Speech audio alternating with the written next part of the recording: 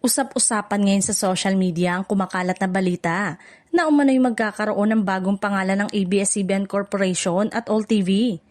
Marami ang nagtatanong kung eto na ba ang susunod na malaking hakbang matapos ang mas pinalakas na partnership ng dalawang kampo sa pag-ere ng mga programa.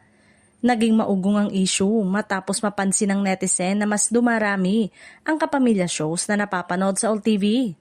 Dahil dito, mailang haka-hakang baka mauwi ito sa mas malalim na pagsasanib o rebranding kasama na ang posibilidad ng pagpapalit ng pangalan ng isa sa dalawang network.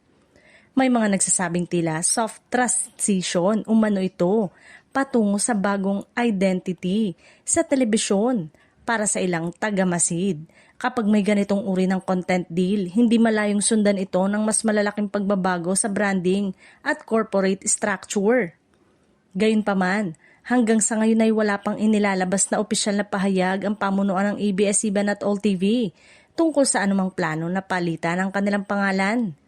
Nananatiling pareho ang kanilang corporate at channel branding sa lahat ng opisyal na plataporma. Ayon sa ilang industry insiders, ang kasalukuyang kasunduan ay nakatuon lamang sa pagpapalawak ng distribution at pagdadala ng mas maraming content sa mas malawak na audience. Hindi raw ito nangangahulugan ng tuluyang pagsasanib o pagbabago ng pangalan ng alinmang kumpanya.